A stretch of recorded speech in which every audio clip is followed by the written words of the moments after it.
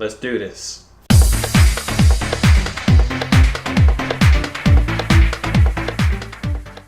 What up, world? DJBKARCADIO here, and welcome to the first episode of Arcadio.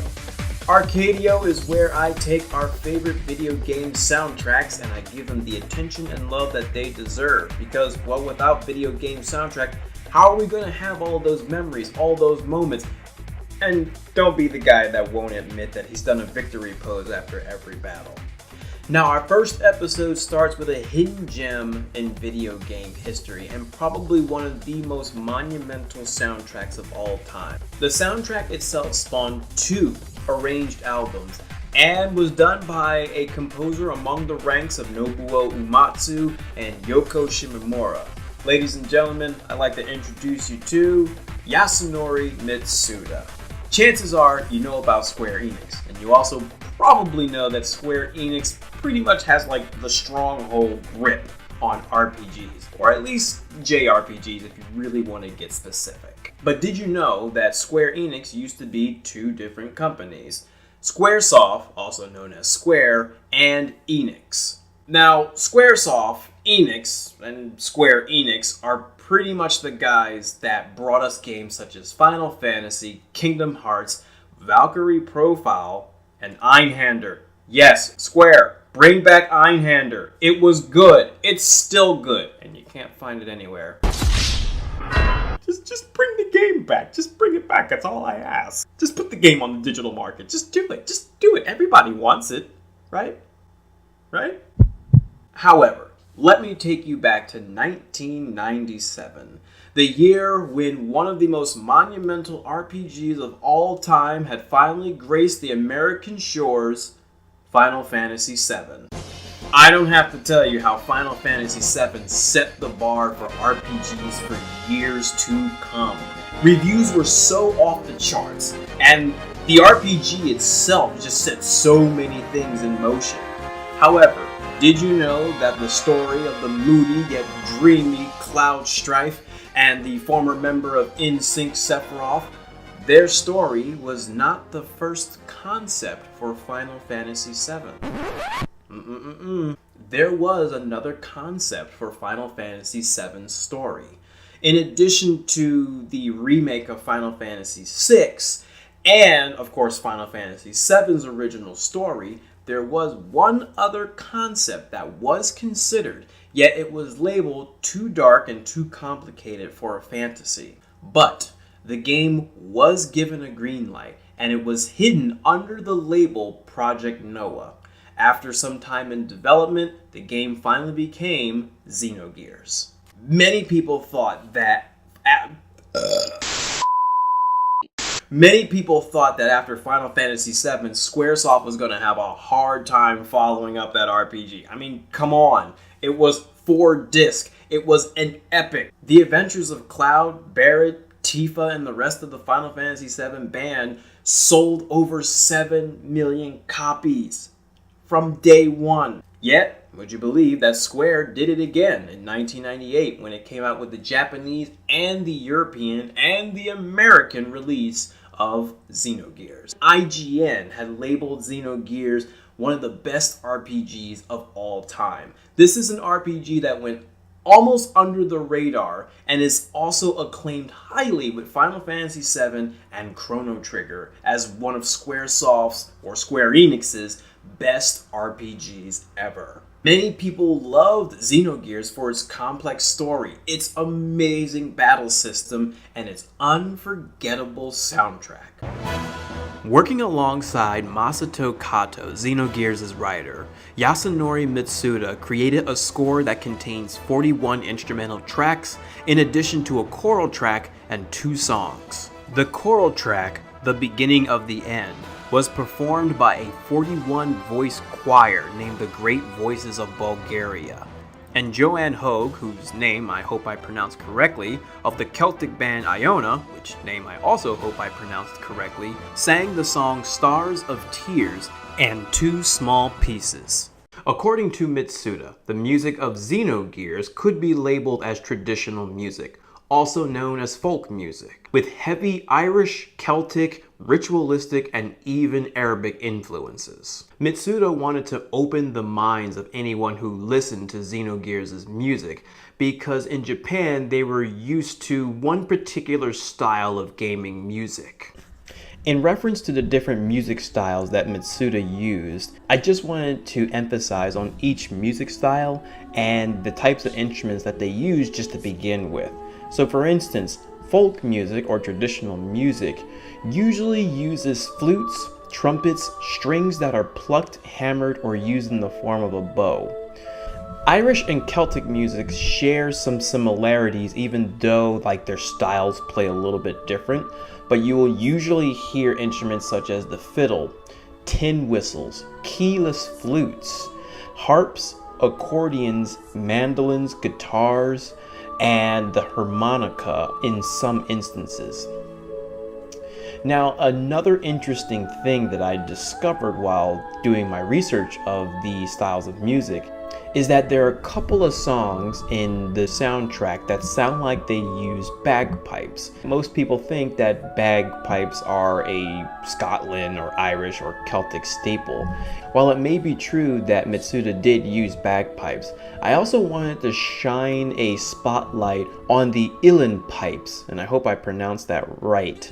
Now, you can also hear uilleann pipes being played if you listen to Creid, the arranged album that was done by Matsuda and the Millennial Fair. And after listening to a video that featured the uilleann pipes, I'm pretty confident that that was the instrument that was used instead of the bagpipes. Probably the most Arabic sounding tracks of Xenogears have to come in the form of Dazil, City of Burning Sands, and Aveh, the Ancient Dance. And the instruments that are usually present within Arabic music are the zither, plucked or bowed lutes, lyres, flutes, reed instruments, and drums. And speaking of drums, it could be true that Matsuda also used drums such as the timpani, yet also digging deeper into Irish and Celtic music again, I discovered that there is a type of drum that is heavily used in a lot of Irish music known as the baron. You may be able to hear the baron drum in Stage of Death along with many other types of drums that are just thundering in the background. But it's just so cool to discover all these different instruments and think about the possibilities of them being used in this fantastic soundtrack, right?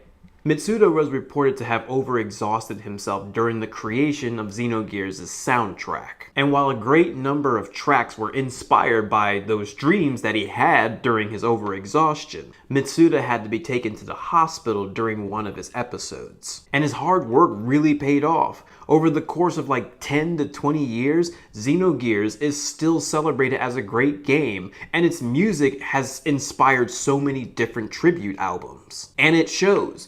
Overclock Remix made a tribute album called Human Plus Gears. Bad Dudes created a tribute album called A Tribute to Yasunori Matsuda, and a great deal of the tracks at the end all are from Xenogears. There's also a tribute album known as Xenogears Light, and Good Night Productions also created a tribute album called X, a tribute to Xenogears. Matsuda even created 2 arranged albums himself, one of them being Creid, in which he teamed up with Millennial Fair. Creid contains arrangements of classic Xenogears songs, done with even more blends of Irish and Celtic influences. And on Creid, fans will find beautiful arrangements of Omen and Bonds of Sea and Flames. Trust me, they're so good. In 2011, Matsuda created another arranged album, Myth, the Xenogears orchestral album, which made me cream my bagel because there is an arrangement track of Stage of Death, which is my favorite song on Xenogears. Now here's a little bit of a fun fact.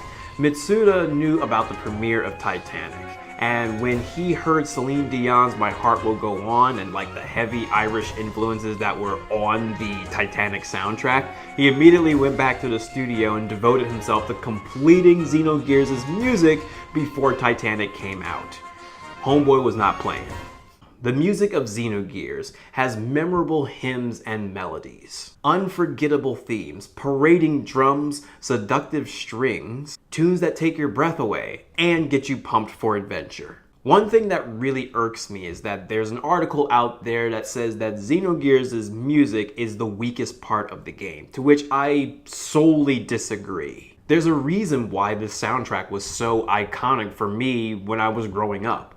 One of my favorite tracks on Xenogears is Stage of Death, which is the random encounter battle theme that you hear pretty much constantly throughout the game.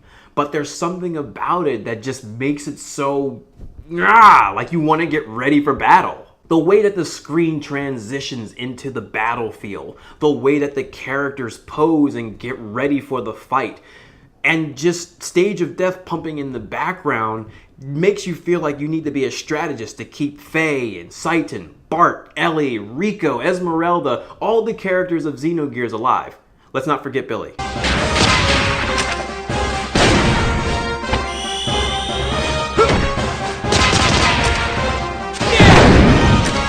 Let's not forget Billy.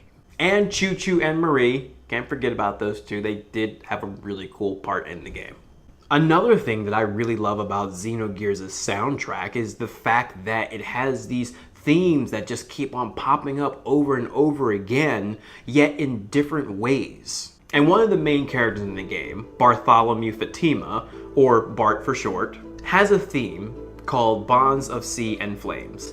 Yet his theme is also heard in many different tracks throughout the game, Leftovers of the Dream of the Strong, and it's even in Ave, the ancient dance. And his theme is something that I associate with friendship and bonds, and it has made me closer to my own personal best friends. When I hear that song, I think of them. I always think of my friends and the bonds that I have with them. And yeah, that may sound a little bit like an anime cliche, but it is what it is. Now, I'm not trying to do any spoilers here on this video, yet one iconic track for me is one called The One Who Bears Fangs at God, which plays during a really crucial part in the story. I have no words for how beautiful that song is. It's just, I've got no words.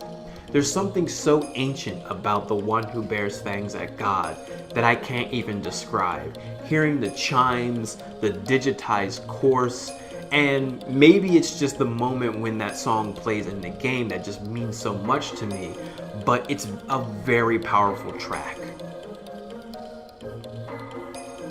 Personally, I agree that Matsuda outdone himself with Xenogears. To me, it tops even Chrono Trigger and Chrono Cross, and there's a reason why it's so celebrated in the video game industry today. All in all, Xenogears' soundtrack is crisp, it's golden, it's boss. There's a reason why there's so many tribute albums for it. And play the game. You'll see and hear why people love this music. So let's give it up for Xenogears, a killer game with a killer soundtrack that deserves all the praise that it's gotten and all the praise that it continues to get. Rock on, Matsuda-san! Hey, now I got a question for you. What's your favorite track from Xenogears? Is Xenogears your favorite soundtrack from Matsuda? Or are you a fan of Chrono Trigger, Chrono Cross, or any other of the various soundtracks that he's created? Which arrangement album or tribute album is your favorite from Xenogears? And which soundtrack do you want me to review next? Put it in the comments, and of course, like and subscribe to Arcadio because we got a lot more surprises coming around the corner. Also, check out my boy Rotfoot at Rotfoot Gaming. He's playing a lot of classic RPGs right about now, and you may want to check out his Breath of Fire playthrough. Until next time, Space Cowboys and Cowgirls, deuces.